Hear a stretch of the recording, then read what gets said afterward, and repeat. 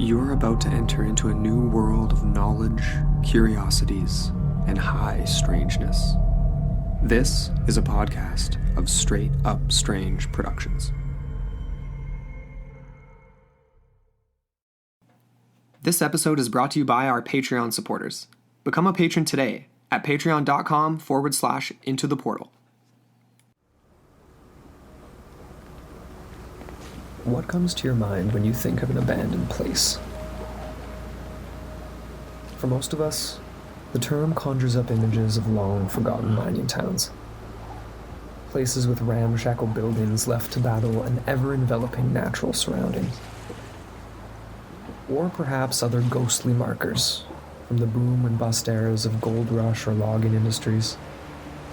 Towns built up, only to fade away.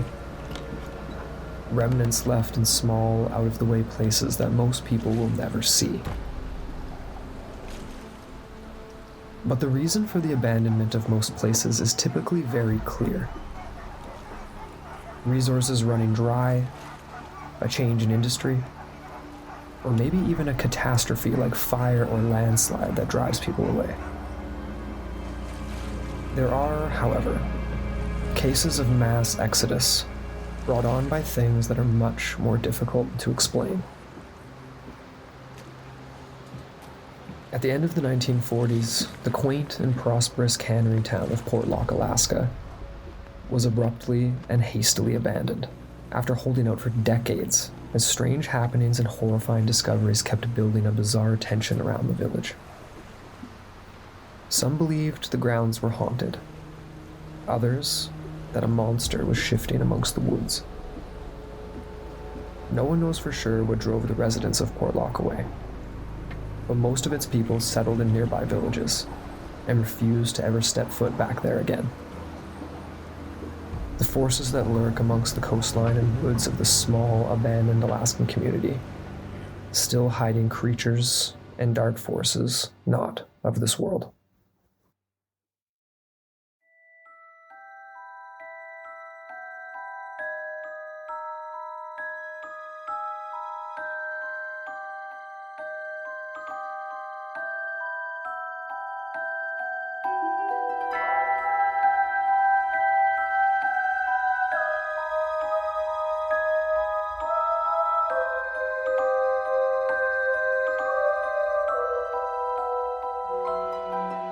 Hello, I'm Amber A. And I'm Andrew McKay.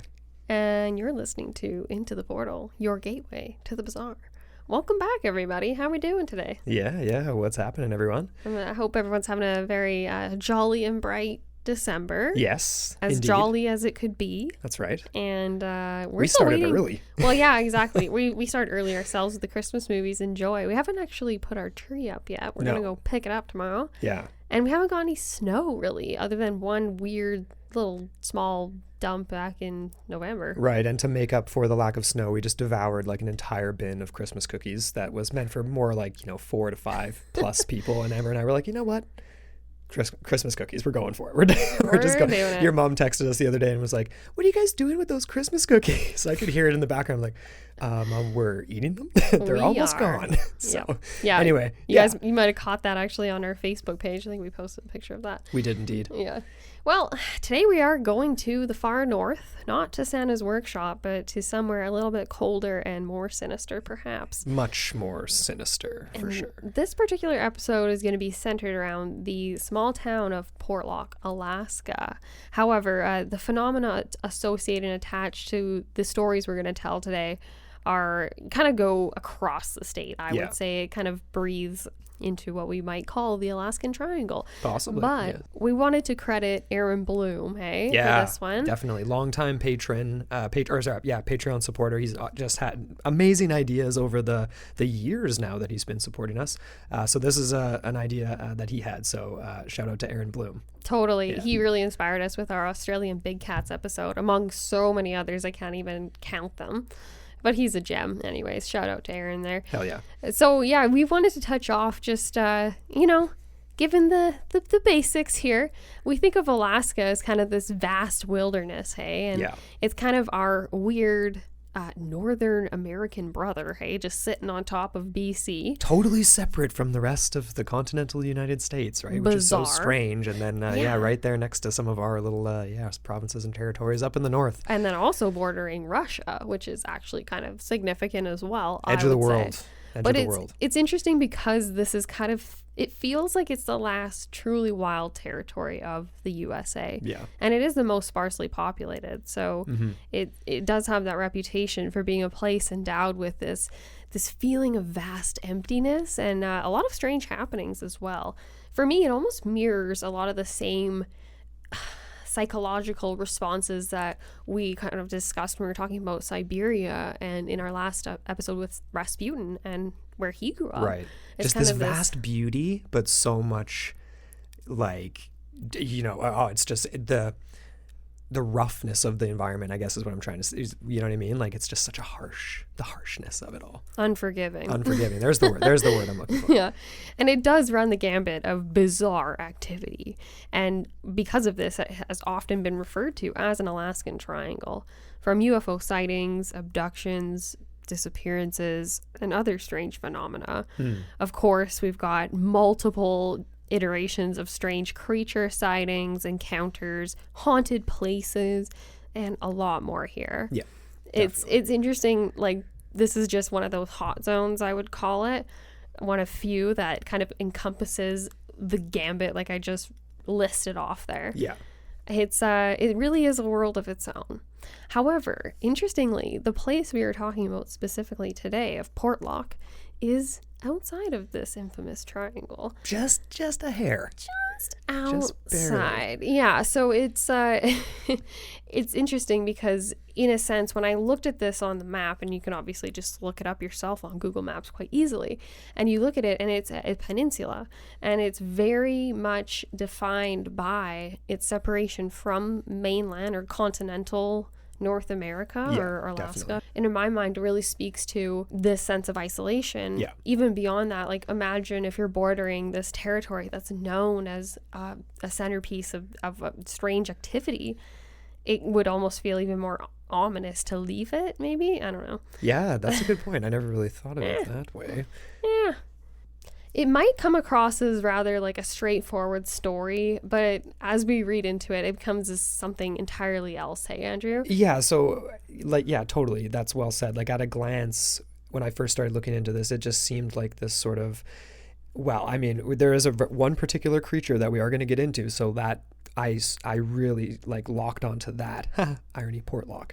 But as you dig into it, there's so much more going on, and it's so much darker than I expected. So that's what I love about this, especially heading into the holiday season where everything's so cheery and bright. So Into the Portal is going to bring a little bit more of the darkness, as we like to do.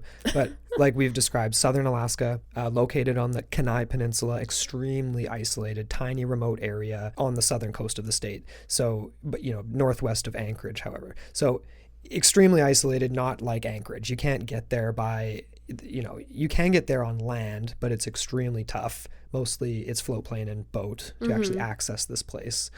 Established as a cannery community and did really, really well. The main focus of it was being salmon when they first started up their operations there. Fresh salmon. What better way to live in Alaska? Just canning salmon. Oh, yeah.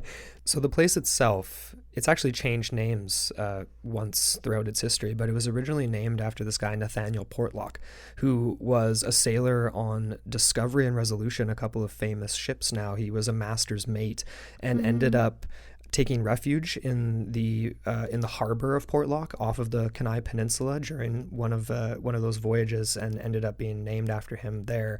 Tiny bit of history, not super, super detailed, but essentially the point of this is to say that no one had settled this area of Portlock until the late 1780s.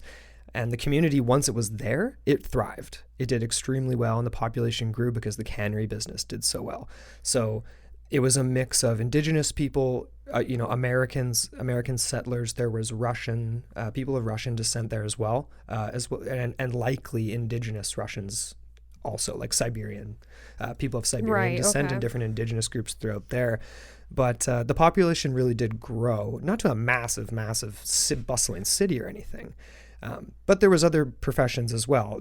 ones you would expect in Alaska, for sure, like professional hunters and trappers. The turn of the century was this classic time, this rugged, steely-eyed mountain men of Alaska is what I'm picturing when I think of these settlements and these early types of people living in these places that are so isolated. I mean, could you imagine settling a place anywhere, let alone in the 1780s in a place like Portlock, Alaska? I mean, you can only get there by boat. Planes aren't a thing. It's, you are isolated. That is the definition. You can't get out at all. Boat or overland expedition. And put in your life at risk for those overland expeditions to do that. But as we did cover in our Franklin series, which again, this is a similar era, right? This is the time of colonization. Sorry, that was poor phrasing. Yeah, that's interesting that it did thrive and it was established so early, and then we don't really see a lot of the modern stories, I guess you would call them, or tales or accounts of what we are really discussing, which is these things of high strangeness resulting in violence, disappearances, and other encounters too. So these bizarre events, they started very early on, long before the town was abandoned after the war in the late 1940s. But it's been said that the early settlers were driven away, like Amber said, by horrifying supernatural creatures, possibly unexplained evil spirits, among other things, and the town remained active right up until this very abrupt exodus right before the end of the decade, heading into the 50s, with most of these residents moving into nearby villages down the coast. So they didn't flee the state or anything like that, but they did leave very, very quickly, and we're going to get into the details because things were left in the houses. It's not like things were very packed up meticulously, which is very interesting. So all that's left there now are some kind of, random pieces of equipment. There's an old mine tunnel, things like that left there, rusted out cannery equipment, that sort of thing. It is the quintessential abandoned ghost town now of Portlock, Alaska. So we're going to get into that, starting off with some bizarre stuff. Well, starting off in the 1900s, turn of the century here. Turn of the century. And it began with one particular cannery because clearly salmon was the industry of the day. So around 1900, we get an American firm coming in, and they ended up building a cannery. And again, this was kind of run by a conglomeration of the native Inuit people as well as Russians. And it was, by all accounts, very quaint, tidy. It was beautiful and picturesque by all means. Like, you get those Alaskan cruise imagery in your and by all means it thrived and things were good. It wasn't until about 5 years later when we get the first reports, and this apparently, so this was strange. Allegedly, so the story goes, all of the workers left their jobs at the cannery due to something mysterious, quote unquote, bothering the camp. It seemed to die down, which is interesting. It was almost like a flare-up is kind of what I'm picturing in my head. Yeah. And then the workers actually did return the next season. And though we did have one version, that kind of said that the Americans and the Russians were a little bit more okay with returning, and then the native... Yeah, a few different indigenous groups on the North Coast, and they were not cool with it. But like we'll get into further down, this was something that everyone experienced. It wasn't just indigenous peoples and chalked up to fantasy or folklore and things like that. But that was the story, like you said, off for this first. They had to shut down the cannery. They didn't have enough workers to keep operating. They did. And this was actually noted by a cannery supervisor. So we do have documentation of this. And it was, by all accounts, evacuated because of something in the forest. Yeah. And it took about a year for them to kind of get things turned around again, up and running. And that to me kind of speaks to, that's a whole season. You know what I mean? Yeah. I'm thinking now, obviously with coronavirus and COVID and the shutdowns and the 90-day lockdowns and things like that, even how much that impacts how severe it would be a corporation or an industry. And the thing is too, it's important to note, we haven't noted attacks yet.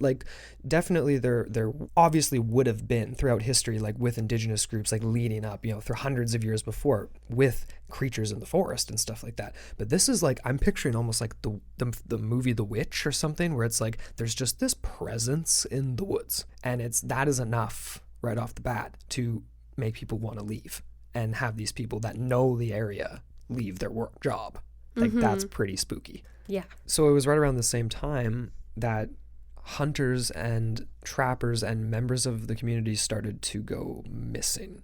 So it escalated far beyond just this presence in the woods. So simple things, hunters heading out on a routine day trip or maybe an overnight trip to places they were used to kind of their usual haunts, right? Never to return. This was often chalked up as, it's a rugged landscape, so who's to say? Maybe someone slipped and fell. Maybe there was a bear attack. That's definitely a thing that happens. Who knows?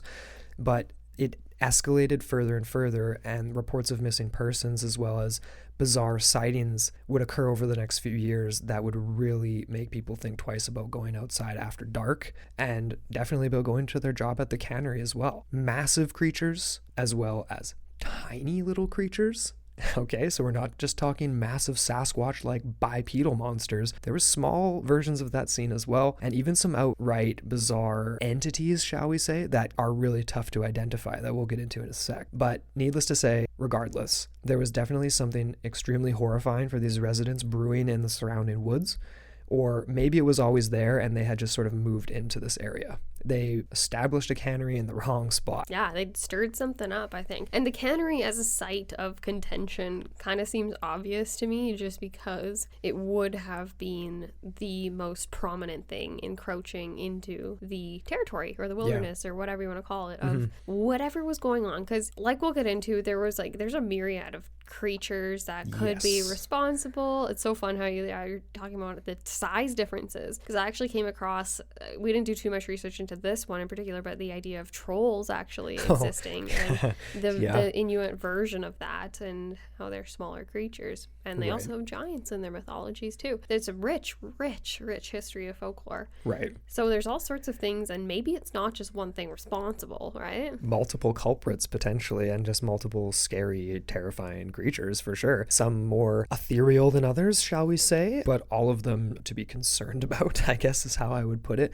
And this is something that continued, right? So it was in this community, in the surrounding areas where these types of things kept on happening, like sightings with bipedal monstrous like things, like you've said, like dogman like creatures, maybe even almost Wendigo type spirit entities. The Wahila even comes up in the folklore of the North, obviously, and definitely fits the bill of something that would be murking some hunters, not allowing them to return from their trip. But despite all of this, the town was still established, so it wasn't like this was happening to the degree where they were already spooked enough to not even set up the town like they did at the end of the 40s. So town's established, a post office is put up, which is kind of, that's the flagship of like, okay, this is a place now. You can send mail to this place now.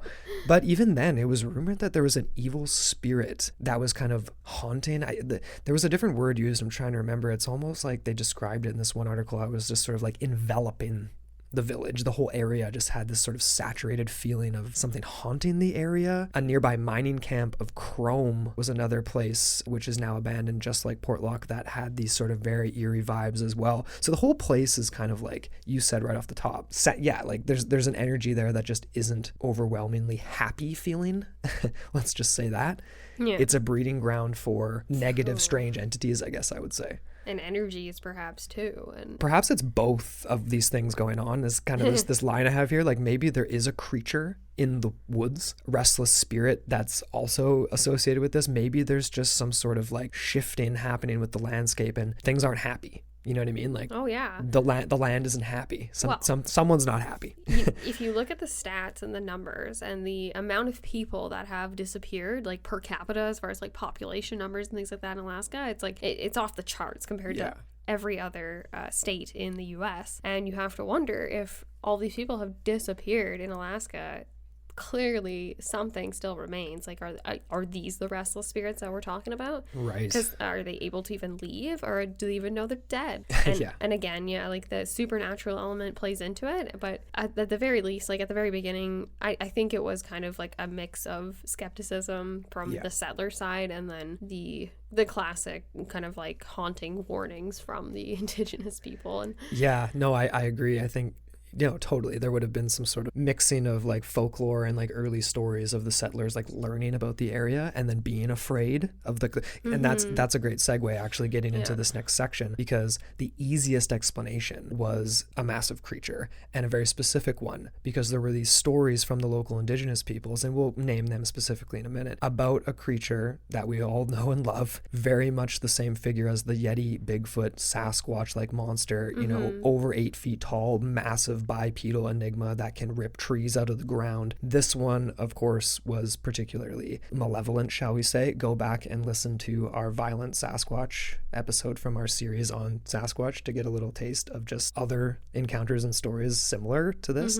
We actually never touched on Alaska in that series, talking about violent Sasquatch. And it was funny because when we were doing the research for this, in the initial preliminary scourings, and the idea that there was one instance, and I have no idea where this is gone, but there was a mention in a documentary, and forgive me everybody, I can't remember if it was National Geographic, but they were discussing how there was an actual body found, and like a skeleton or something, and I was like kind of shocked that we never really came across that when we were doing the research for our Sasquatch series. And to me, I kind of had to chuckle because I was like, wow, okay, is this one of those ridiculous absurdities that are, you know what I mean, just pretty obviously fake? But yeah, anyways, I'll tell you something that isn't fake though. I actually, before I close off your thought on that, it's like, I think there's a reason we didn't stumble on that, maybe because it strikes me as more of the Minnesota Iceman vibe to it or something like that. More like the traveling show type thing. Yeah. That is funny too. And the idea, going back to the idea that there was a gap, a huge rift between the indigenous people's knowledge of the area and then these people moving in. And to this day, like I was looking in the American Folklore, it's like the Journal of American Folklore Archives, and they had a 4-page article on Alaskan far northern mythologies and folklore. And right off the bat, they said, they were like, we have sourced this from a handful of authenticated, like legitimate, respected, peer-reviewed researchers and scholars that have actually gone up there. And like we talked about in the Franklin episode, even, like, it's really hard to get those perspectives because way back in those early days, people didn't take the time to get their knowledge and record it. So the people that did actually do that, like their accounts are so valuable. And absolutely. And we actually have a snippet of that in this episode. One of the oldest surviving members from this community of Portlock that is an indigenous woman from the area and holds on to those stories. So she's kind of like the beacon of tradition in the area now. Actually, I should have looked into it if she's actually still alive today, like to date, as we record today. But anyway, we'll get into that. I digress. Coming back to the creature itself, right around this same time in the 1920s, when people started to attribute the disappearances to this massive beast known as the Nantanak. And I love this term, and I hope I'm pronouncing that correctly. I tried to research the phonetic pronunciation. That's how it's spelled, Nantanak, with the Q at the end, which is awesome. Very similar to like the Ijurak in Inuit mythology and these types of creatures. Although this one is not a shapeshifter, it is very much a Sasquatch-like creature. 18-inch footprints were found right around the same time as well, and continued to be found throughout the decades that this was happening. So it made sense that they were going to be blaming the Nantanak outright. But at the same time, there was some other very strange things happening. One of the groups that found a set of these tracks was a group of hunters out looking for moose. They were following a trail of moose and discovered human-like tracks that measured 18 inches, some a little over 18 inches in length. And as they closed in on this group of moose that they were tracking, they realized that there was another set that was actually following in pursuit. And it gets a little bit grisly because they discovered an area where it had been all matted down and there were signs of a struggle. And this thing had taken down a moose on its own and in a very extremely violent way, and left these massive man-like footprints that basically went straight up into the mist of the of this super steep cliff face up into the mountains, just basically going back into unattainable terrain to be followed, almost, even is how it reads to me. That's classic. It reads very Yeti-like. Abominable Snowman. Yeah. Oh yeah, classic for sure. And the fact that there were these footprints, as opposed to, like, because clearly, what else could take down a moose? A pack of wolves would be my first thought. Yeah. And if there are no tracks of wolves around, there's no evidence of that. Like, they have a very specific way of going about a kill. Totally. Like, think of it this way. Even when you describe like a Sasquatch-like creature as 8 feet plus, which is to me on the smaller side, even when we think about these types of creatures, like a moose moose are huge. I mean, I don't know how many of our listeners have seen a moose in person. Like we live in Canada. We've seen them off the side of the highway driving and stuff. They're freaking huge. Yeah, they are. So to take something down solo, like you'd have to be massive, over 10 feet. Yeah. For me, like in my mind, thinking to like wrestle it down Hulk Hogan style and like deal with it. 18 inches in your footprint, that's like literally a foot and a half. Like, I feel like that might even be modest. Well, that's pretty closely reminiscent to other foot tracks that we've come across. That's true. That's true. Yeah. I will say this as well, though, if sort of this wasn't unsettling enough to just know the confirmation that this type of creature is living right outside your door in the woods of Portlock, there were other terrifying, strange things happening at the same time that people just didn't really know how to explain, because the villagers were talking about how multiple people were seeing and hearing this bizarre woman in the woods as well, and it wasn't clear exactly whether or not she was a spirit or real per se, but she was described as dressed in all black clothes and would allegedly appear out on the nearby cliffs above town, quote unquote, and scream and wail. So her intentions are strange, for one, and completely unknown in my mind. Like, I couldn't find too much more on this, even though I do have a reference that's interesting later on. She's very spooky, very witch-like almost. Her dress is being so long that she would have to drag it with her. Her face has this super pale, ghostly white. But then, worst of all, of course, these banshee-like screams and moans that would just echo across even the dead snow. Like, it should have been more dead sound, but it would echo across the village. And I'm thinking to myself, is this associated in some way? This is so strange. This comes up in multiple other articles that are talking about Portlock and its abandonment, which is typically like a town scared away by Sasquatch. There's so much more to it than that. And I'm forgetting the name of this particular creature or spirit, if you want to call it that. That one about the, it's not the otter. Yeah, well, we're going to get into that. Okay, yeah, so we got that coming up later on. Definitely. Okay, because that to me speaks to that, and also kind of reminds me of a lot of like Japanese like folklore, and almost speaks to like the idea of like mermaid type folklore too. You want to chuck anything else into the kitchen? Everything but the kitchen sink. Let's do it. Mess up. We gotta mess up. No, sorry guys, but that definitely kind of that's strange. Spooky, and that to me. So she was never responsible for any deaths. Not exactly. She just was spooking people. Well, that's the thing. It's like, my question is like, was she a victim herself of such a creature? Was she some sort of a spirit of an indigenous woman, perhaps, that's maybe warning the villagers about what's happening or something, or maybe some sort of other entity that is very much like the Nantanak, trying to drive people away, and it's like multiple. It's like a big team effort of spirits of the land trying to get people to bugger off because they're not supposed to be there. Yeah. I don't know exactly why. I don't know how it's associated. Well, we will get into this just when we get into more so the creatures and things like that, but there is this origin story of a race of beings known as adlets, and the story of that reminds me of the mother of these creatures. So perhaps that kind of ties into it, and her spirit is remaining in the Alaskan area. And okay. Anyways, before we get into all of the crazy, let's get into more of the stories, because this is interesting here. This occurred in the 20s, so we're moving up a couple of decades now.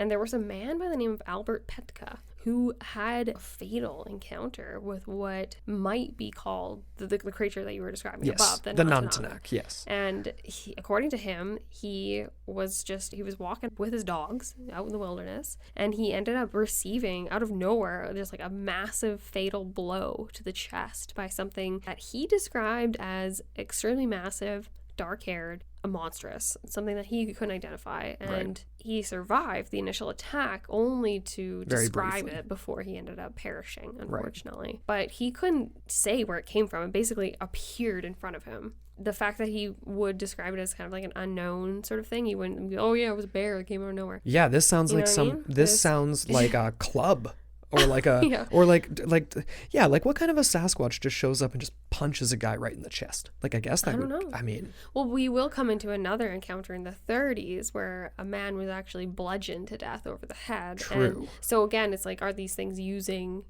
instruments? Is there, maybe he's grabbing a boulder, like, you know what I mean? Or like, yeah, because I don't think wood is very, well, I guess there are technically woods in Alaska. There's a lot of sure, you green area. grab a big old stick and It's not like the them over tundra, like, you know, like in the Northwest No, Territories. and things like that. no. I mean, logging was another industry I forgot to mention off the top too.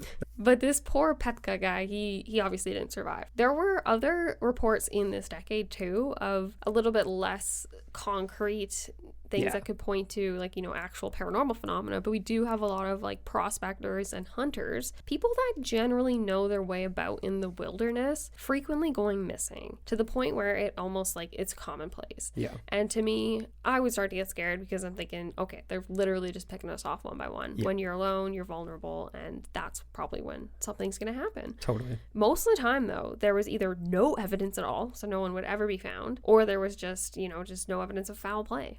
Yeah. Which So is it's just inexplicable, which in my mind is even freakier. It's like, and all of it's bad. It's all strange, and like they didn't have the stats to point to back then, obviously. No, but like no. we were looking at things like, you know, missing persons in Alaska and Alaska Triangle and all kinds of things like that for this episode, and the stats now are bizarre. I don't have the numbers right in front of me for this exact thing you just mentioned, but states where people are doing very similar things like Montana, Colorado, you're out in the backcountry hiking, doing these types of things, nowhere near the same amount of missing people. No. And I do have my fair share of skepticism because I know these types of areas that are so extreme in their climate, right? It's not like you're going around in continental America, right? Like you are in continental America, but you're up north in a totally different realm, you could say. And it does, I like that phrasing. It does remind me of, I used to love this movie, Into the Wild. And it followed that young writer that ends up abandoning his life. He donates all of his belongings to charity, I believe. And then he decides to embark on this, like, you know, this Eats the journey. wrong mushroom or whatever. Well, yeah. And then he ends up in Alaska and he decides to spend some time, like, you know, he's just penniless. And then he ends up eating the mushrooms. And then that was his demise. But to me, I would imagine there was a lot of people where that happened. Right? Yeah. And there was a lot of people that if you're going to a place like Alaska, you probably have a mindset that you are wanting to disappear, maybe. I feel like for a lot of people. I mean, I wonder if we have listeners in Alaska. Hit us up if you are based there. That would be really cool. Or if you've visited frequently. We got our Yukon. Oh, Jan! Yes. Jan! Yeah, up in the Yukon. That's Yukon very Jan. true.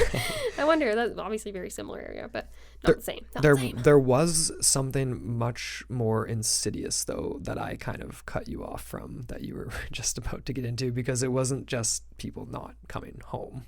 No. And there was this really freaky story that we came across that, okay, so this is morbid. If you have any littles listening in, I would probably get them to avert their ear holes. Well said. But there's actually been stories about bodies being found.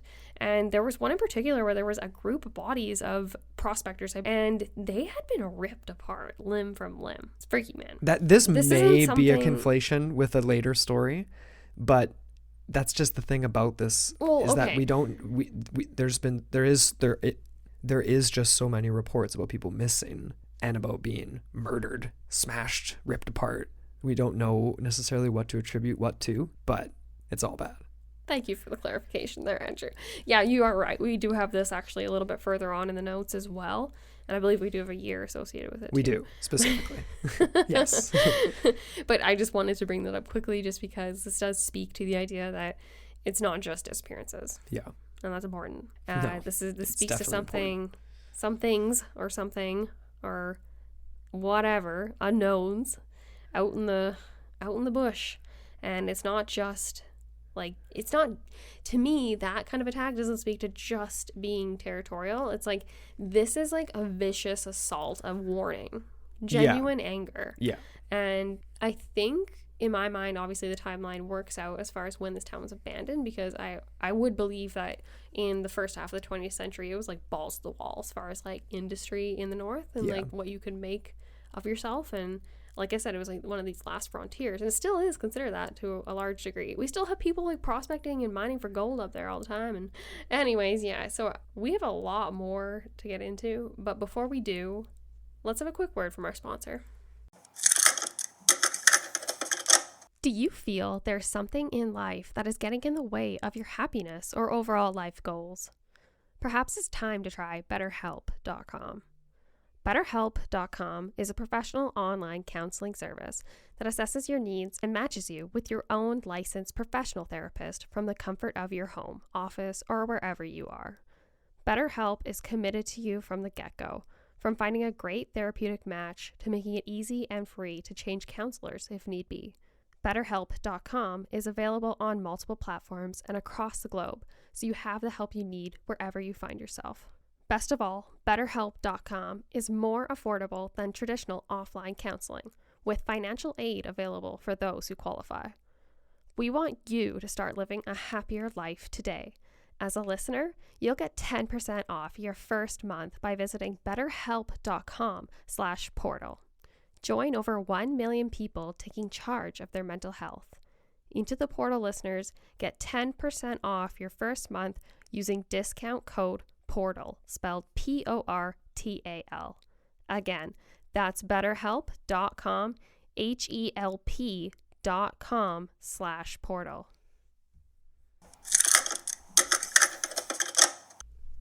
And we are back. All right, well, before we dive into the decade of the 30s, the second to last decade of this town, we wanted to give a quick shout out to Ashley Marlowe. Totally. Woo! What's up? Yeah, she joined us on Patreon just recently, and we're super happy to have her. She's a longtime listener and a good friend of the show. Yeah, she knitted us toques last year. It was awesome. Yeah, Knitting by Marlowe. Or Knitting by Ashley Marlowe? I can't remember. What was the full name? Oh, shoot.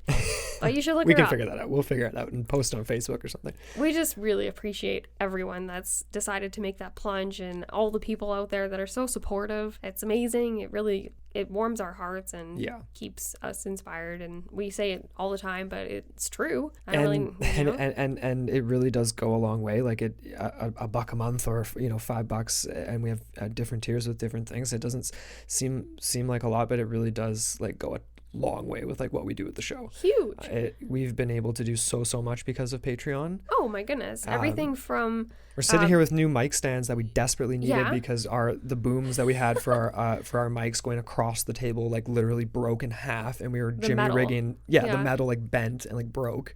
And oh my gosh, there's so many things that we have a cat that has chewed a few aux cords, and we've had to rush out, and that's gone to some stuff. Like it's just helped so much. It goes into so many different ways, and even this is the first episode that we're actually recording on brand new software, and I'm actually really excited, and it's just going to level up the show because there's so much more opportunity to just take it to that next level and be a little bit more professional. And that's what we want to do with this, and we're just really happy that people believe in us and they want to join us and support us, and so thank you. We are so thankful. So we really wanted just to say that, and we want to say too that we're really excited. We've got a couple of planned releases coming up for the holiday season, and those are going to be Patreon exclusive, so got a lot of fun stuff coming for you guys, and definitely we just appreciate everyone. And even if you're not a Patreon supporter, all of our listeners, of course, our listeners, you guys amazing. Are freaking amazing. And the interaction we get, it's unbelievable.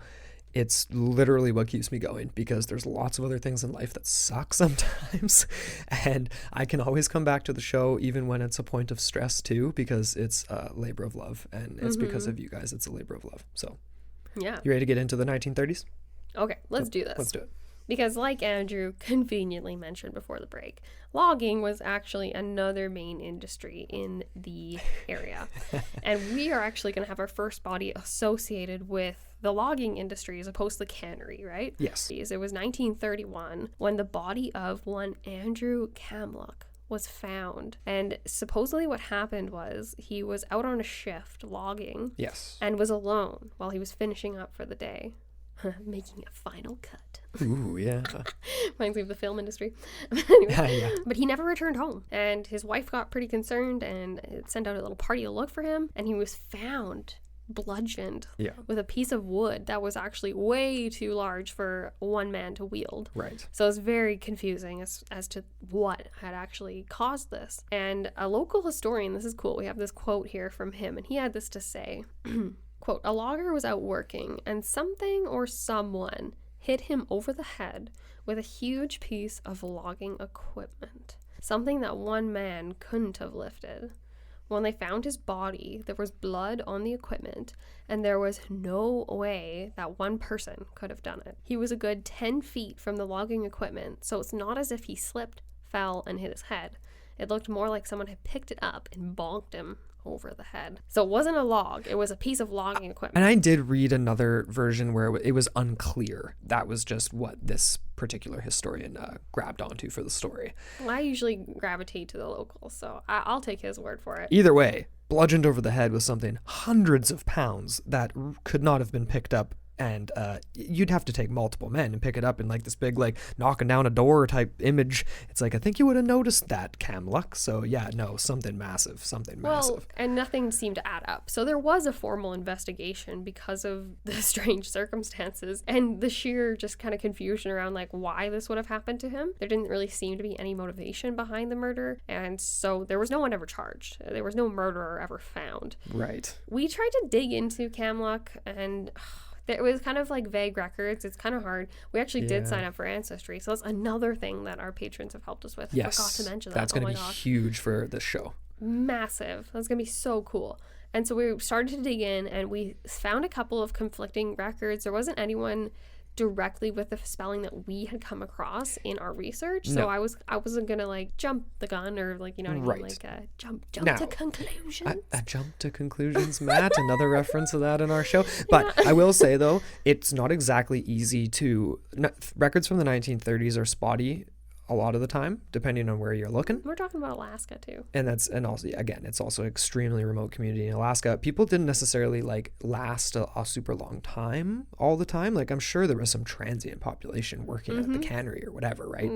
Things like that. But again, this was just a little side note. The only thing that I could find, it wasn't a 1930s, but it was another Andrew K, Andrew Cam. I believe it was a slightly different spelling though. So it was like, it wasn't the same guy, but this was a guy who passed away in 1981. Okay, so much later. Yeah, but I don't even know. I just thought that was just kind of funny. It's like at first I was like, oh, was this like his son? Was this like the Andrew Camluck Jr.? And then I was like, no, that's too bad. But yeah, I did come across a few different, not Camlucks. Like there were some with the C, some without the C. There was Camlicks. Yeah. There was I was going to say something really bad there. I'm not going to say that. I wish everyone could have seen Amber's face catching herself right there. She literally put her hand over her mouth and her eyes almost bulged out of her head. Anyways, the imagery's there. Okay. Yeah, so poor Camlet can't actually be corroborated, but that was a really interesting story. And so, like, once again, people, because it couldn't be corroborated, it was attributed to the Nantanak. Because what else could it have been, right? Exactly. And this is a good segue too, because we're heading into the 1940s when things hit their peak. Let's say that things got really, really dark. The tormenting of the town had continued over the decades, and the 1940s, obviously the height of the Second World War, things were already a little bit strange. Once obviously the US entered, I don't really know actually the history really of, we didn't get a ton on that of what things were like for Alaskans, I guess. I mean, it's still pretty on the edge of the world and isolated. They had their own problems to deal with in Portlock, that's for sure. Because right around the same time at the height of the war, bodies started to turn up, even more of them than we were talking about before. It wasn't just the hunters disappearing. There were corpses that were turning up in rivers and streams and in inexplicable places. These are people that fell victim to something that was often attributed as a bear attack, but most of the people in the village didn't really believe that. Closer to town, there were also reports in the 1940s of trees throughout the area that were completely ripped out of the ground and flipped upside down with their roots facing up into the air. And some of these trees were so large that it would have taken a full-grown lumberjack like Andrew Camluck we mentioned earlier to actually cut it down with an axe. It would have taken him several minutes to actually cut it down, let alone rip it right out of the ground and flip it over. So that just kind of gives you an idea of how thick this would be. Like, it's not a tree you could wrap your hand around, or even maybe with two hands wrap your hand around the trunk. Yeah. So that's to insane amount of strength to otherworldly powers. And that is actually another thing that's commonly associated with Sasquatch and Bigfoot, and the idea that they would be either marking territory. It's often seen as like an aggressive thing or a territorial thing again. Right. So if it's almost like a toddler when they like take something and like rip a piece of broccoli off their plate and like smash it on the ground, they're like, man, and like that's how you read like, it. Kind of, where it's like almost like a really release of energy, like violent anger filled no energy. I get that part. You know what, it strikes trying to make me, a statement. It's definitely trying to make a statement. To me, it strikes me almost more as confirming that whatever is doing this isn't necessarily 100% there. You know what I mean? It's not an animal. It's something that's doing symbolic things to try to scare, to try to send a message. And then in various unique circumstances, there's people that are turning up dead. It almost reminds me of like, I always harken back to things we've recently covered, but it almost reminds me of like the abilities of like, say, the demon Valak or something like that, where it's like a lot of it's just spooky, doesn't really do anything to you, but then in certain situations these things have the ability to do things to you. And the reason is because they're not all there. It's 1 foot in, 1 foot out. Is sort of the vibe to me with this scare tactic stuff. I don't know. And perhaps plays on the vulnerabilities of the individual too. Yeah.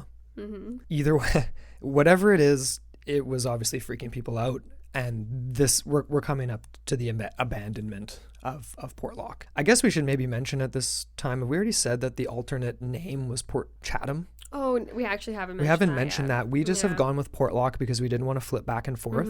And it's actually pretty hilarious. There's articles you'll find where they'll reference Portlock and then on the flip side reference Port Chatham as if it's a different place where similar events happened. It's the same place, just so everyone knows. Happening everywhere. But right before the end of the decade, the town was extremely hastily abandoned. And I say hastily because it's not like they just left all their clothes and everything there, but they did not meticulously pack. There were houses with things left in it, obviously equipment left at the cannery, like things like that. There was definitely things of value left behind. And this was a place that should have been thriving still. Like the salmon hadn't gone away. You know what I mean? Like there was no other real reason. But in trying to find a reason beyond the paranormal, I pulled up some archives. So this is a diary entry from this guy named August Bushman, who was one of the early cannery operators. And he has various other jobs around in the area too, but he basically just spoke to how the genesis of the many canneries in the area really brought bounty to the region. His testimony was talking about the speed at which they proliferated and people moved there, and seemingly everything was hunky-dory. And this was from 1949 that the actual diary entry was. Now, was he situated in Portlock exactly when he wrote this? Maybe not, but it didn't speak to anything outright horrifying happening. So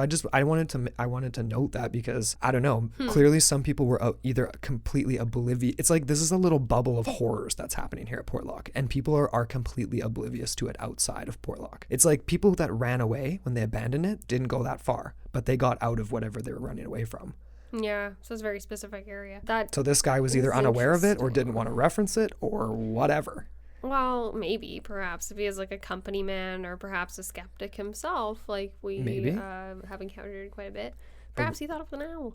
No, but that is interesting. Just the point here that he's talking about the proliferation of these canneries. So it's, again, not a dying industry. Yeah. It does make me wonder, perhaps maybe there was some competition that moved into the area. Perhaps there were higher wages being offered at a different competitor's cannery, and it was just natural for the ebb and flow, right? There was a lot of ghost towns, a lot of, the gold rush and ghost towns and all the ebbs and flows of people, right? And people follow resources. And in an area as scarce of resources as a place like Alaska, you'd imagine when the going gets really hard, people just, definitely just pack up and leave and go to a different area. Right. And maybe you can just be very mundane and explain it away like that, but it doesn't really lend itself to that. And we do have testimony from people from their memories, right, of the stories they were told. I can't wait to get to that. It's really, really interesting. But I'm ready to jump into some of this stuff from the 1970s, though, because this really gets back into some of the darkness.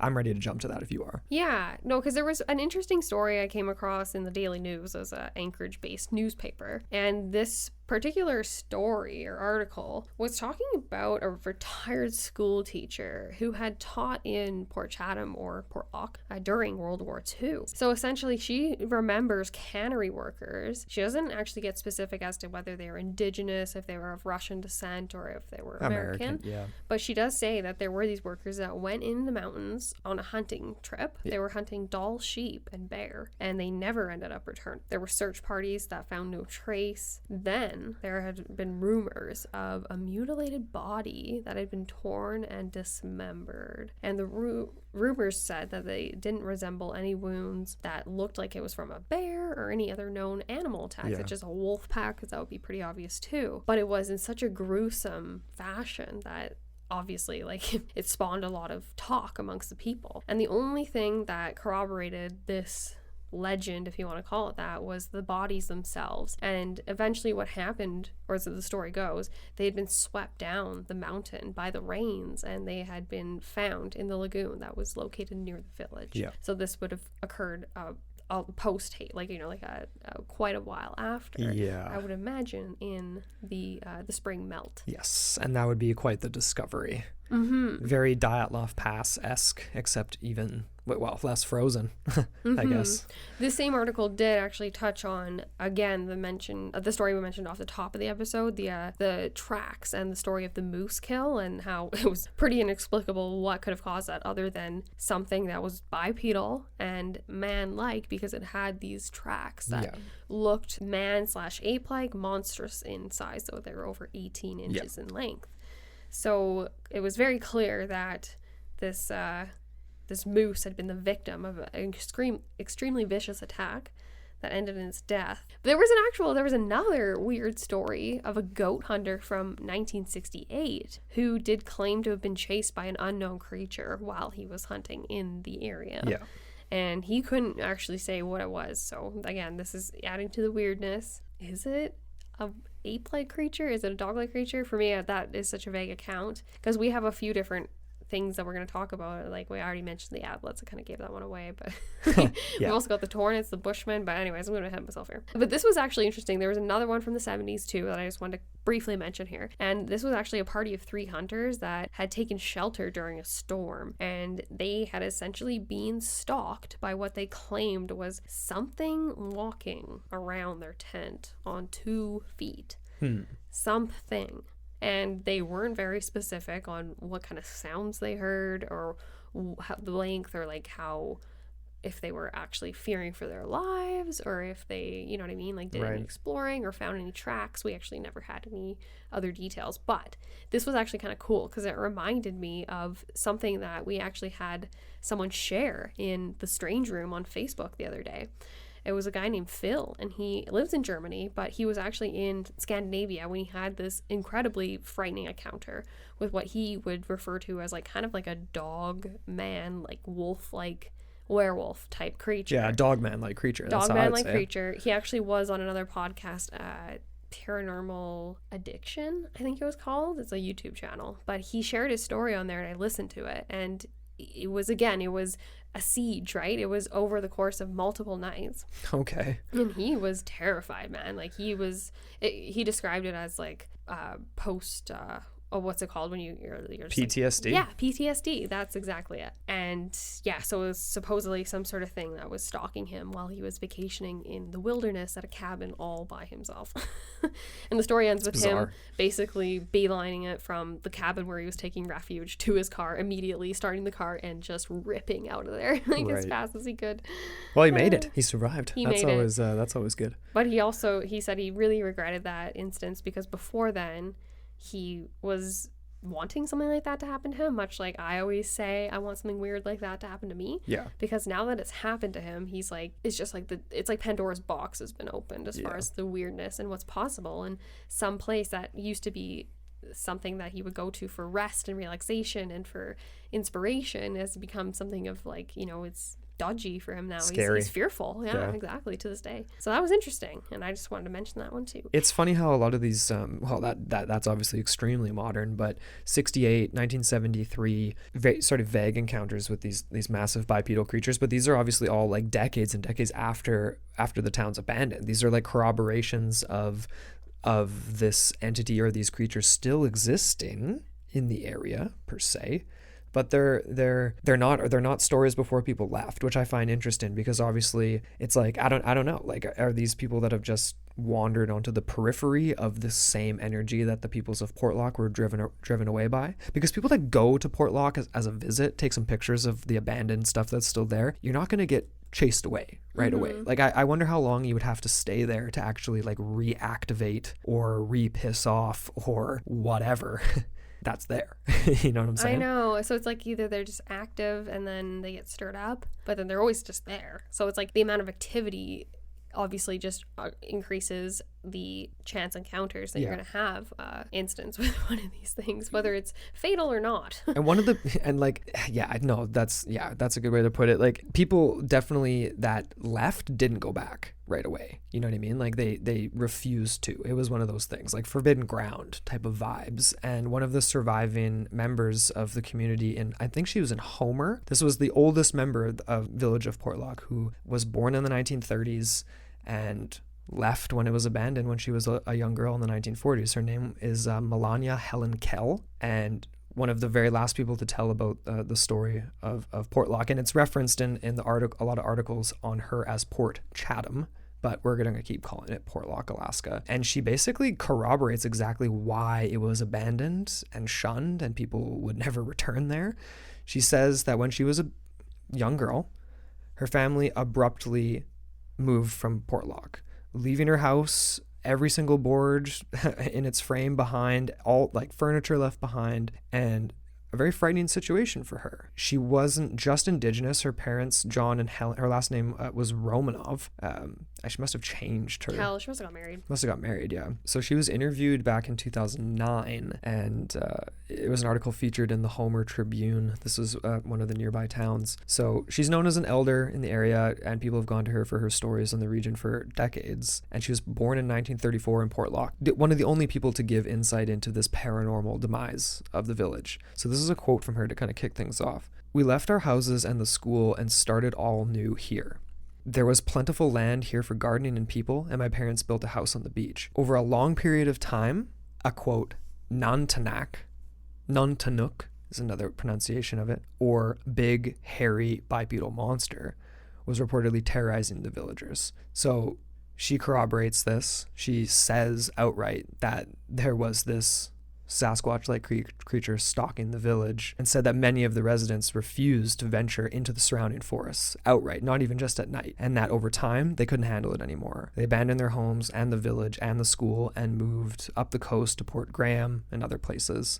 The only person who remained was the postmaster, and even he left 1950. The following year it was closed. But I just thought that I don't know, like it's just kind of, it's interesting to have an older person like that. I mean, obviously she has an Indigenous background, but just to outright say, like, just so blatantly that over a long period of time, the Nantanak was terrorizing villagers. I mean, just there's no beating around the bush. Like that's just straight up what she said. I mean, what do you make of that? No, I again, right, you got to go to the locals, and if that's coming from the ground, you definitely have to look at that with more than just like a grain of salt. I know, but like, again, I take her for her word, but I think too at the same time it might be an oversimplification.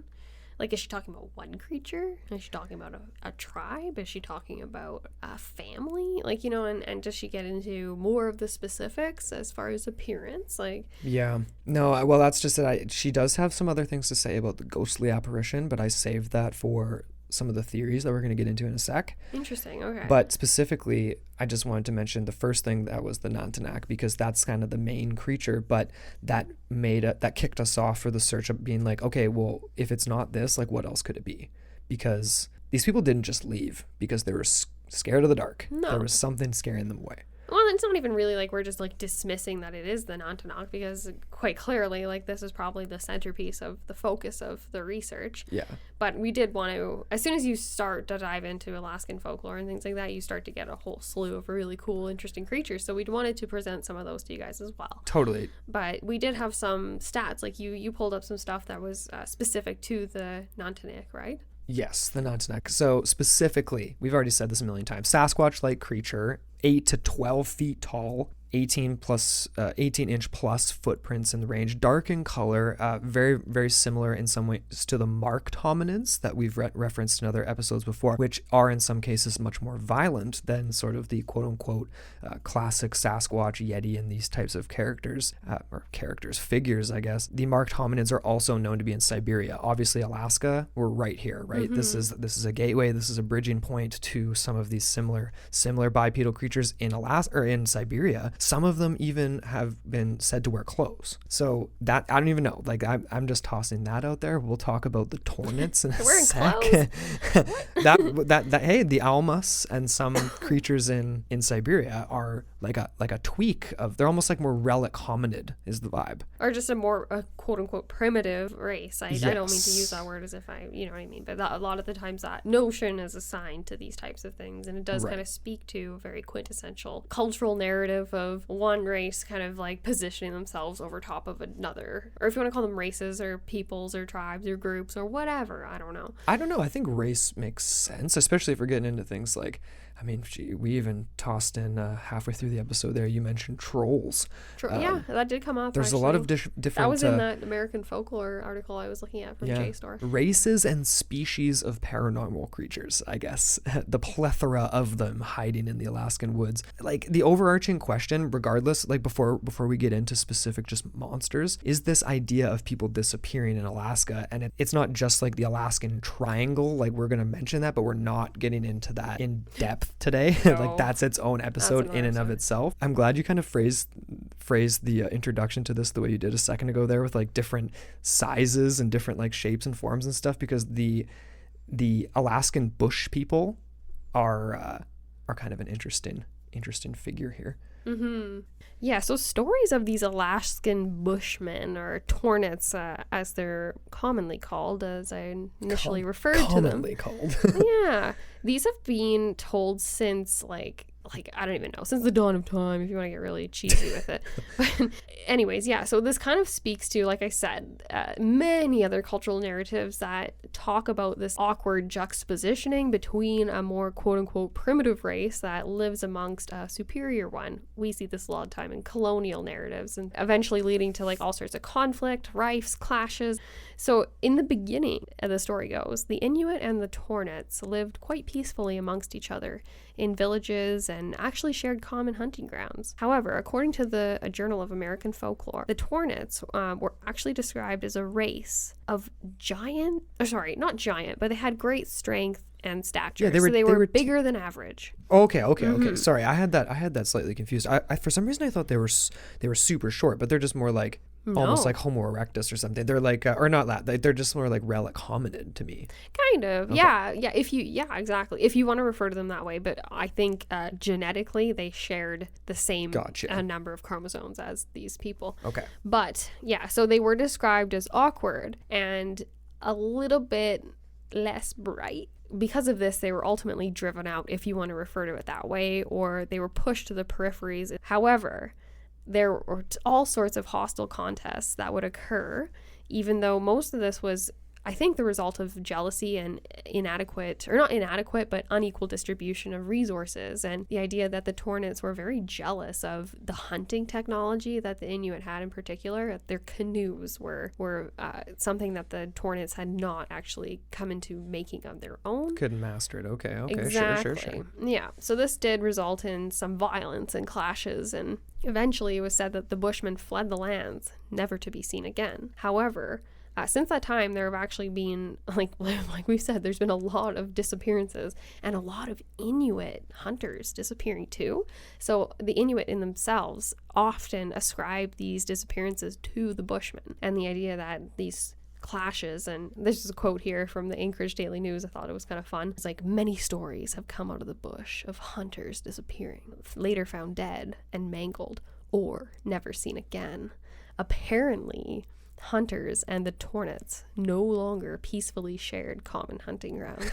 So the idea that they are still there, but they're hidden in the peripheries of society. And it seems like these are often referenced in daily life, even in Anchorage and in Alaska at large. Okay. There was one guy, he was describing his like youthful encounter with one. I think he was hunting with his father, and the story goes that they, out of nowhere, there was this awful stench. And his dad, the guy he described, I can't remember his name off the top of my head and I forgot to write it down, but he basically said that his dad stopped dead in his tracks and just froze as soon as and the kid was confused. He was like, what's going on? And his dad told him it was a bear, but the kid was used to hunting with his dad and had never smelled a bear that smelled like that.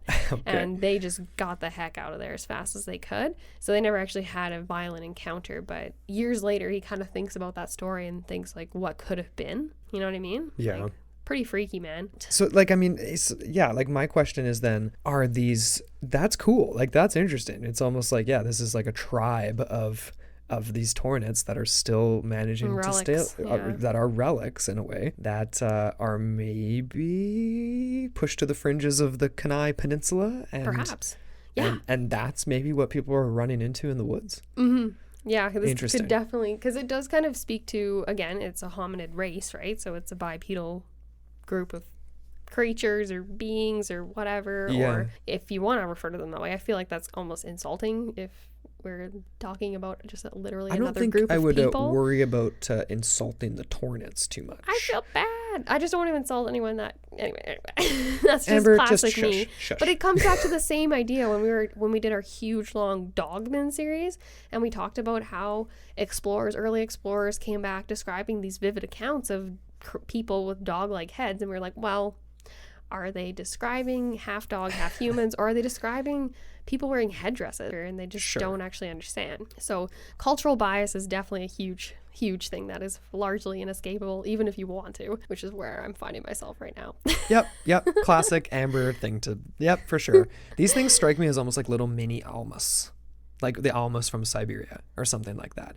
Because they're not mini? Well, the almas is massive, so I guess mini it's like regular size Rudy. These things are they're regular sized forest folk. They're not the 8 foot tall plus.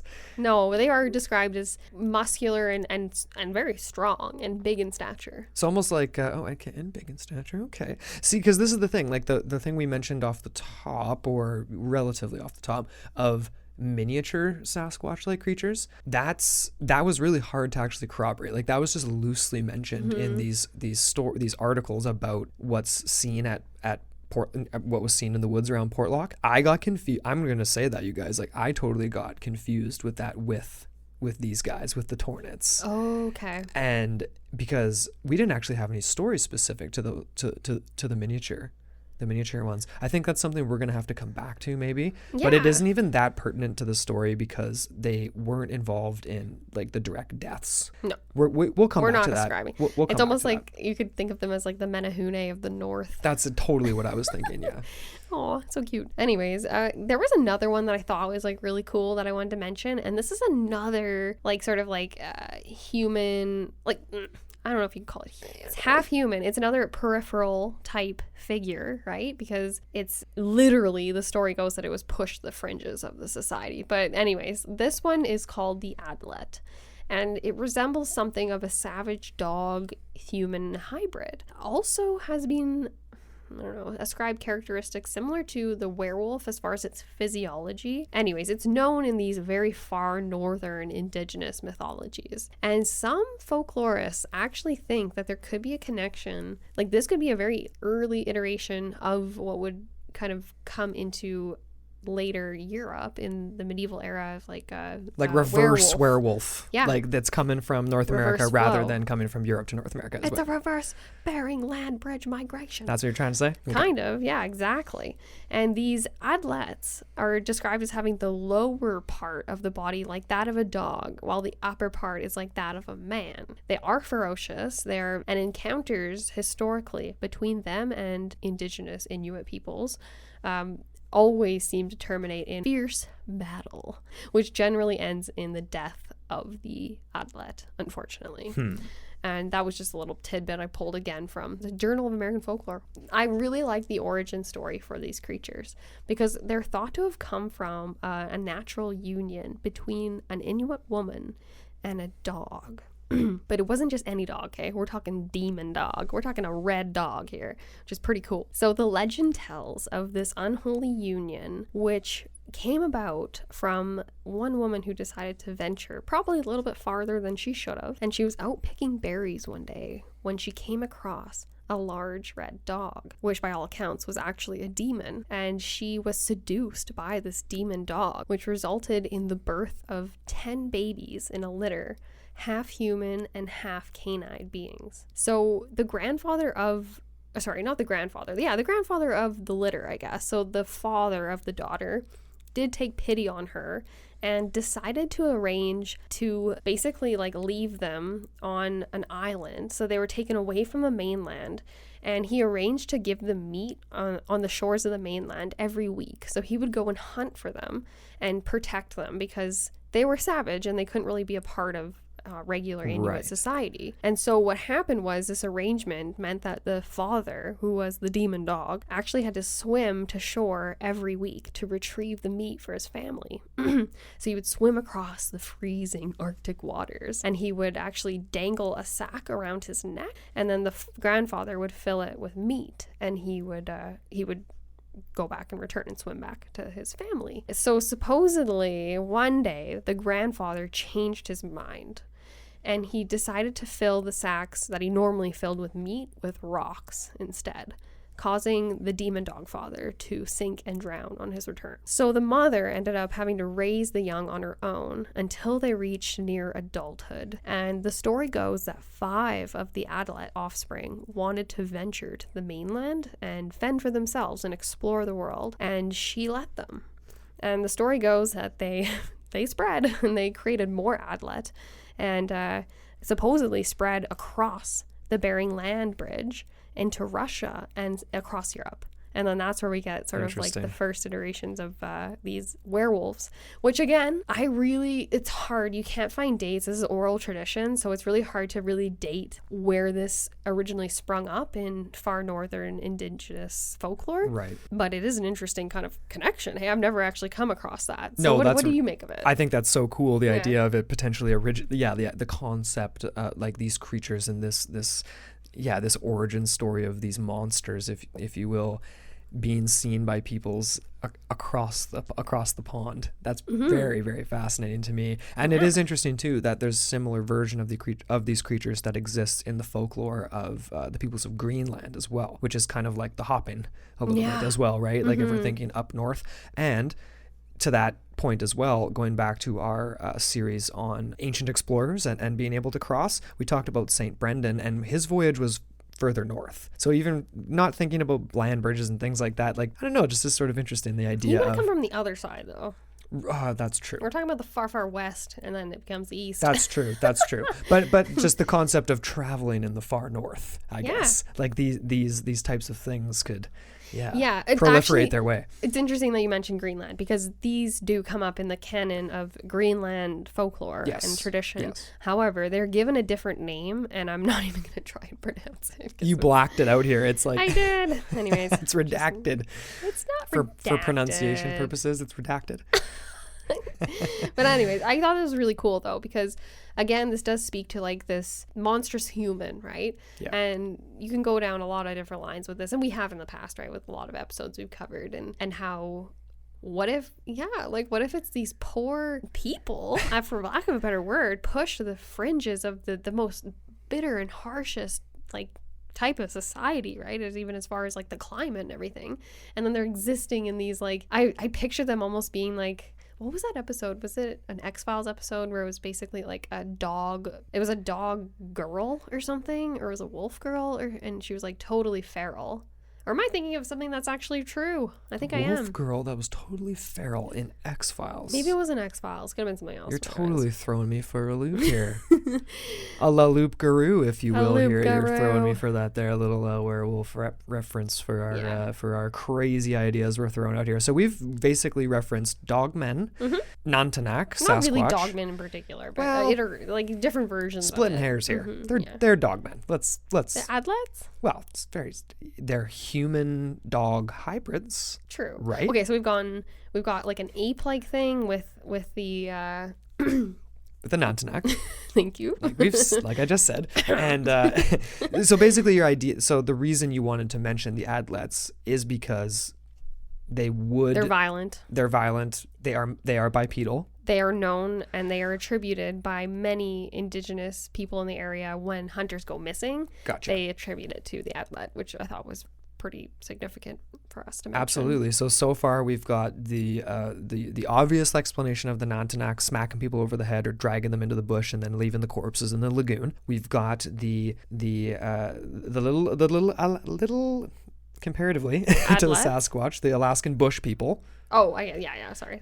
Then we've got the adlets as a potential. The Tornits. The Tornits. That's the one I was mentioning there. Mm-hmm. We're getting into another one here that's even more metaphysical, you would say. I mean, definitely more than the Tornits, because those are apparently a race of that are still living in the woods, which is absolutely fascinating to me. I mean, relic humans, that's supposedly. I just go flying down the rabbit hole anytime anyone mentions anything like that. Like Amber's rolling her eyes here at me right now because she can see the look on my face. But there's also this creature known as the Otter Man. Such a strange figure. The Kushtaka. Yes. And this is a shape-shifting spirit-like entity of the Tlingit peoples. So these are indigenous peoples of the Pacific North Coast, and one of the groups that overlaps in this area of Portlock on the Kenai Peninsula that we've been talking about today. Let me pronounce this again, the Kushtaka. So this roughly translates to the Otter Man, and is said to mostly appear as this very, exactly as the name describes, an otter-human hybrid. But it is capable of transforming into various other things as well, including children and even a wailing woman. So there you go. Maybe that is some sort of a connection to what I was referencing earlier. That's what I was trying to think earlier, yeah. So it's found throughout the mythologies and oral traditions of these people. Their name, too, the Tlingit, Tlin. Too. It's so hard to pronounce. Kind of like a K. Yeah. Peoples of the Tides is how their name loosely translates to. Obviously, this is a coastal community, people living off the fish and stuff like that. So the Otter Man was seen as this entity that would often mess with fishermen.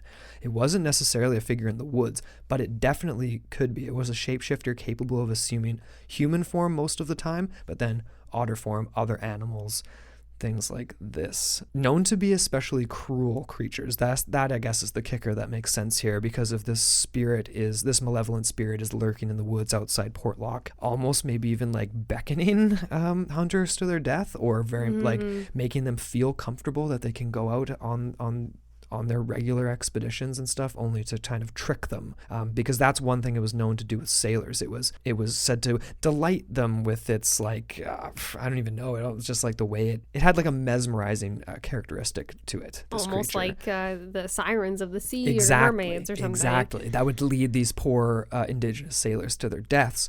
Other versions are that it's actually more of a friendly, helpful spirit and would actually save people from freezing to death, but that definitely is not as frequently told. Okay, so I actually feel really bad, because when we were going through the timeline of the attacks and the certain encounters that were experienced within this community, I forgot to mention it was in the 30s, and there was this really weird story from a fisherman from the village, and he was at I think it was an inbound lake, if I'm not mistaken, and he was at the shores of this, it was like a fishing pond kind of thing. Sure, okay. In the area, or a small fishing lake, like, you know, those mountainous lakes and alpine lakes and things like that. So he said that he had a day of fishing, if I'm not mistaken, and and he had to go back. He was returning to get something, and he had his shotgun on him. Maybe he was hunting then. I'm so sorry, guys. This is a very vague story. But anyways, the idea was that he had been mesmerized by what looked like a large, hairy, black furred creature. And when it turned to look at him, he just froze. And then he, after about a minute or whatever, a couple moments, I would imagine, he ended up just booking it out of there. Right. And he could never actually say what had stopped him from using his shotgun. It was almost as if there was a otherworldly power that had kind of like descended over top of him and influenced him not to do that. But again, that's kind of idea, just because it was on the shores, and the idea that this is a shapeshifter type creature, the Kushtaka. Actually, no, I'm glad you mentioned that too, because I forgot to mention with the stories from Melania and her coming from the village, she actually did have a story about her grandfather being bludgeoned over the head at his boat by the beach as well on a fishing trip. Really?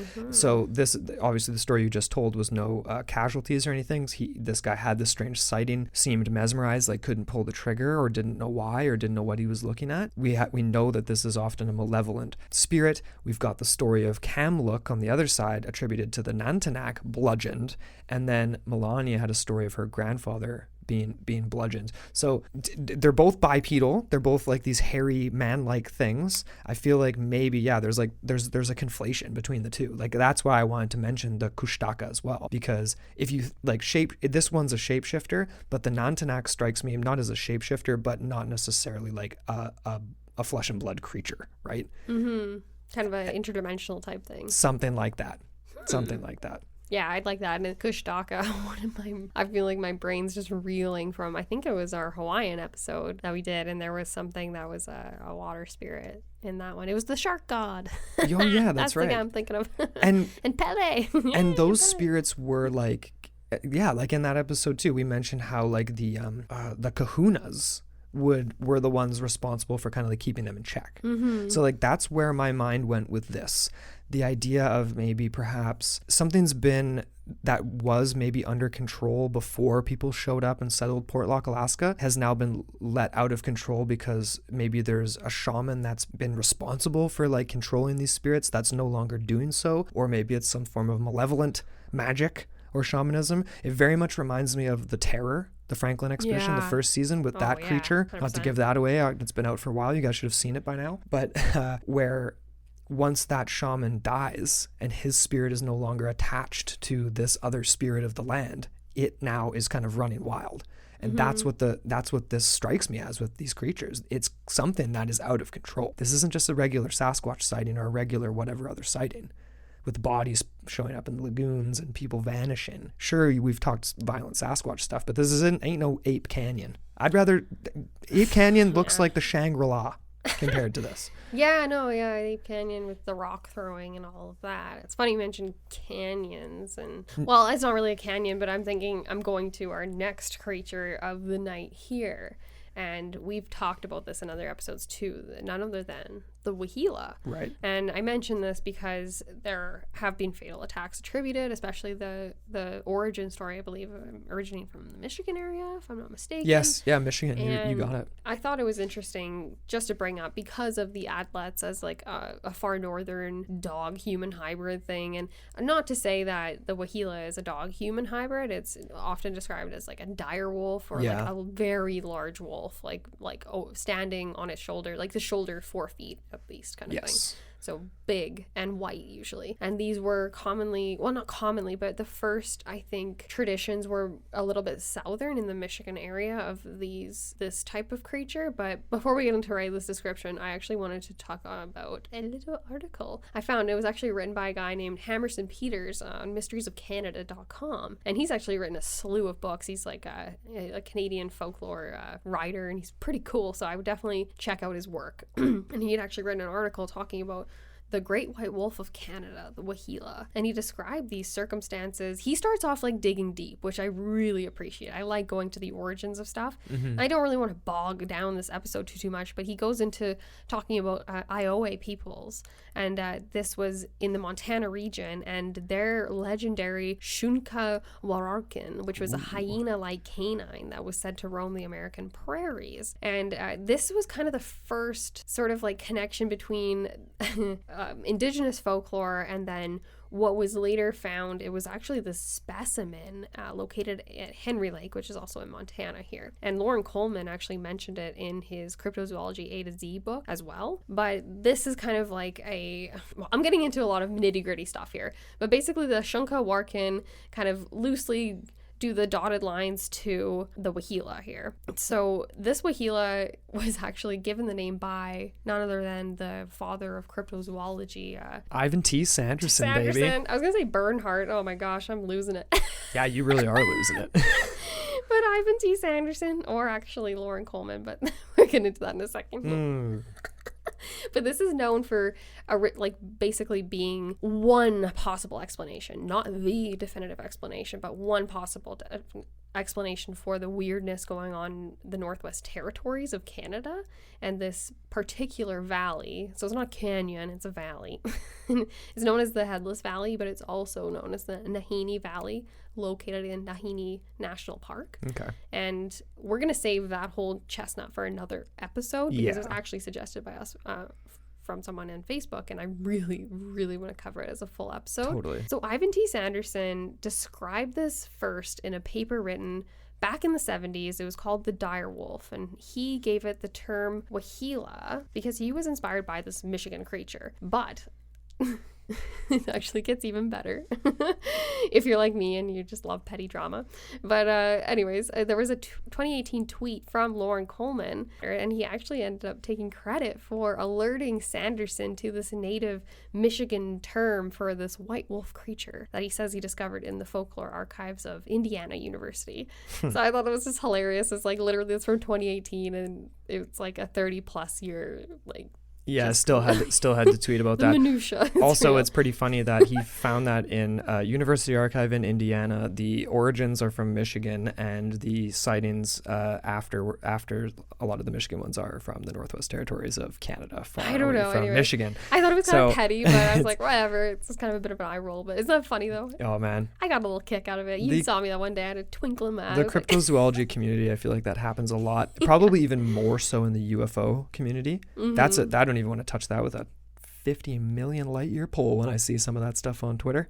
True. But the thing is, what do you think? Could this be a possible explanation for some of the deaths and disappearances? Do you think there could be a Wahila-like creature? I feel like that's more likely than a lot of the stuff we've talked about so far. Like either the Tornits and the Adlets? Yeah, I think so, because, obviously those strike me as inherently more paranormal. This is more cryptozoological, which to me is a little bit more concrete. Mm-hmm. I think that especially because there is this idea that lumped in with the Ottermans of the world and the Sasquatch-like creatures and stuff, there's just sort of this general idea that there's so many different quote-unquote monsters in Alaska that haven't been discovered.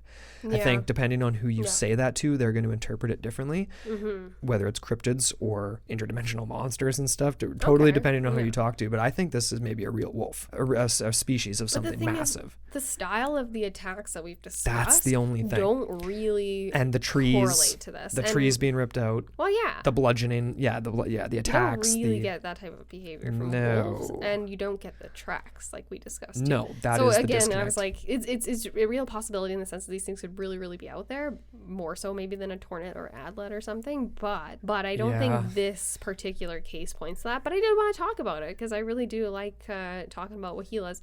We didn't even really touch on Wendigos too, hey? And yeah, well, it's more of an East Coast thing too. I think the Wendigo, right? But there's similar creatures definitely in West Coast mythologies. But they're more so known for being cannibalistic and being the trickster, right? Again, more so targeting children, I think. Yeah, the Idrak is one that's kind of like that. It's this sort of amalgamation of elk antlers and a human face and yada yada yada, and would lure children away from the village and stuff like and that. And the idea that it looks like death, too, like that doesn't really closely match up. Actually, we need to cover that as its own episode as well. Its own episode as well. We have done the Wendigo. No, the Idrak. Oh. Sorry. Oh my goodness. Oh my gosh, I totally forgot. Yeah, no. That was one of my favorite episodes. That was great. And we had Adam from Graveyard Tales come on and give a little tidbit on that episode. Spiel. Yeah, that was really fun. Yeah, I don't know if I'm it. Well, the thing is too is like, I guess if people are seeing 18-inch footprints and that's maybe juxtaposed with like, oh, that's a big wolf footprint, like that's not really gonna be reported necessarily, right? Well, it doesn't even add up. It was like well, no, I mean, unless the thing is like the bodies are ripped apart in a way that wasn't like a bear, wasn't like a wolf. It's like, was that said for a dramatic effect? Well, the thing is, yeah, maybe. I don't know. Well, what do you think about it, right? Okay, a huge ape-like creature ripping apart the limbs versus biting say like 2 or 3 wolves like yanking from end to end, right? But you would get different teeth marks, you would get different injury marks, and and woe is us because we don't actually have any of the like actual autopsy reports or anything like that. So I don't think there ever were any. Well, there would have been if any not in of the this, 30s. if you believe any of this at all. Well, I just don't think there was any diligent autopsies being done any time before the 1970s in this extremely remote area. You just end up in the ground. You just end up in pretty much. I mean, the only other thing we can really go back to, I did want to just I left it out of the quotes from Mrs. Kell earlier on, the lady who left Portlock, but she had a quote about the woman in black, so I'm going to describe it. The lady with the long black dress, and she said, quote, her dress was so long that it would drag as she walked, and she had a very white face and would disappear back into the cliffs at night. So that was just the one tie back into the idea of, is this area just outright haunted? Are all of these spirits just sort of being, or spirits, are all of these entities being brought forth by the fact that these grounds are just sacred and it's been broken? It's like, you know what I mean? So it's like the Nantanak shows up and is doing some stuff. This lady's out screaming on a cliff. Yeah, there weren't sightings directly of like Wahila-like creatures and things like that, but they are a part of the mythologies in this area and are also violent creatures that could very much be responsible for stealing these hunters, having people disappear. Mm-hmm. I mean, I don't know. I mean, this does tie back into my idea of malevolent shamanism too. This idea of like, you know, this chick saw this, Kel, she's corroborating this woman out on the cliffs, but she doesn't know what this is from. Like, she didn't think this isn't a member of the community out there just wailing away. No. So my question is like, is this a connection to like a spell that's been broken? You know what I mean? Like something that's been controlled for centuries and now it's not. Or what if it's the mother of the adlets? Or the mother of the adlets? That's the connection that you have there. Because they've all, you know, or like I already mentioned off the top of the episode, it's like all these lost souls. Like, oh my goodness, like, you know, there's so many people that have gone missing over the years. Like, what if this was the torn soul of someone who just couldn't bear to part ways with this world, and or had been the victim, right? If they're wearing black, like that speaks to mourning, right? So maybe they had been the victim of someone disappearing or being murdered in some crazy way, and then they end up throwing themselves off the cliff. Like, that's a classic legend to be told. For sure. I could make that one up. That'd be beautiful. Yeah, no doubt. We didn't actually get that whole thing, but the idea that there was this spectral entity on the cliffs, like, that's a pretty and I think that, I mean, obviously it's very classic. There's so much more to dig into as far as quote unquote haunted Alaska. Like, this episode in and of itself has just been a breadcrumb trail off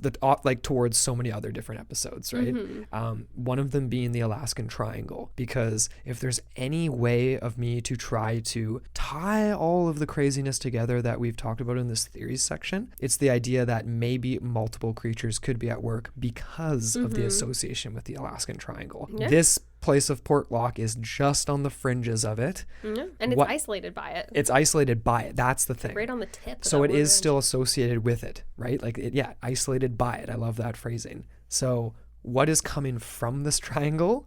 that is then seeping its way further towards the coast and affecting Portlock. It's not just planes disappearing. It's not just about what enters in. It's also what can come out. No, and that's the thing we've talked about in many, many episodes with interdimensional Sasquatch and crazy, crazy things like that. Amber's rolling her eyes at me again. No, I'm not. I was just remembering something from the Late Show we were watching earlier. I was like, we could just put in Alaska, never come here and never leave. Oh, yeah.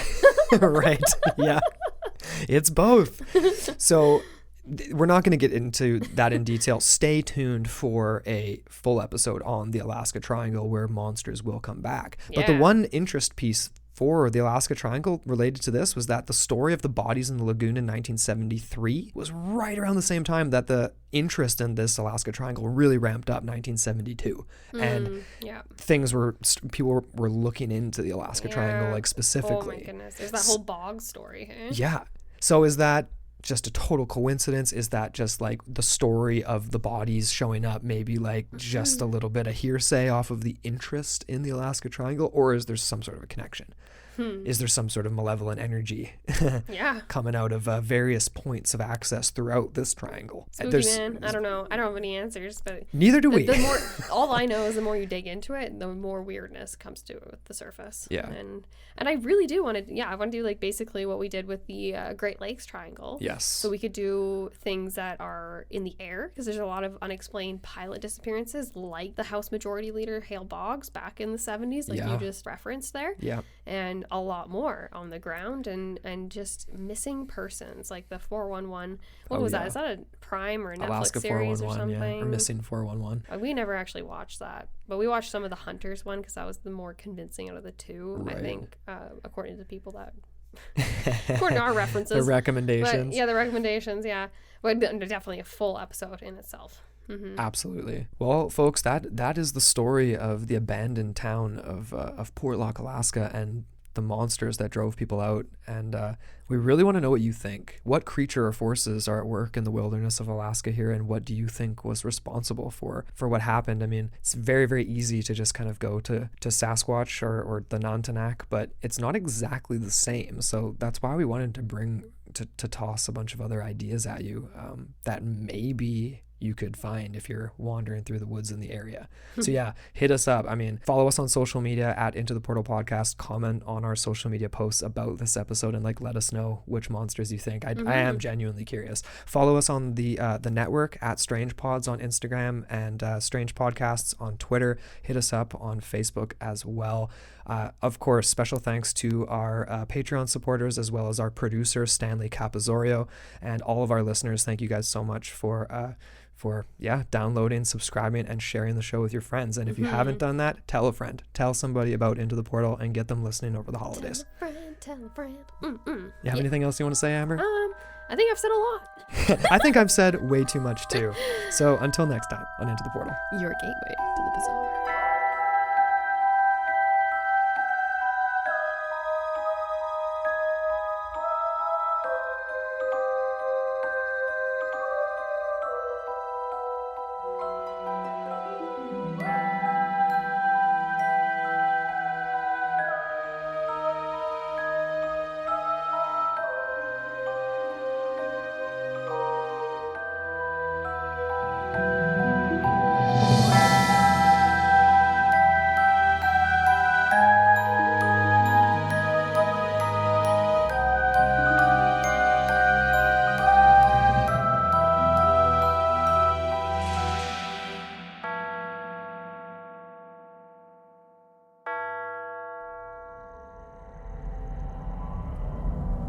This podcast is a part of Straight Up Strange Productions. Discover more shows like this one at straightupstrange.com.